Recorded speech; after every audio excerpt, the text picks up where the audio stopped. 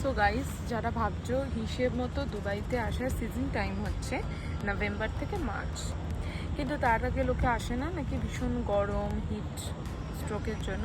But trust me, আমরা সকালবেলাও বেরিয়েছিলাম। এবার দেখো, আমরা যারা কলকাতা মানে ইন্ডিয়াতে থাকি তাদের ইউজ টু আছে গরমটা, মিনিমাম 29-30 ডিগ্রি সেলসিয়াস। আমাদের ওখানেই তো বৈশাখ মাসে পড়ে, রাইট না?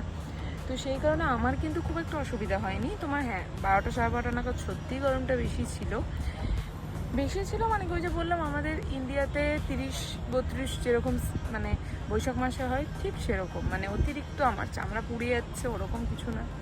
আমি বিন্দাস ঘুরলাম, একটু কষ্ট হচ্ছিলো যেরকম হয় গরমকালে আমাদের প্রত্যেকের, সেরকমই। আর বিকেলের পর থেকে তো ভীষণ প্লেজেন্ট ওয়েদার, না খুব গরম না ঠান্ডার, তো কোনো সিনই নেই, ছেড়ে দাও। খুব গরম তো নেই, আমার লিটারেলি আমি বসে আছি, আমার কোনো সোয়েট বা ঘাম কিছু হচ্ছে না।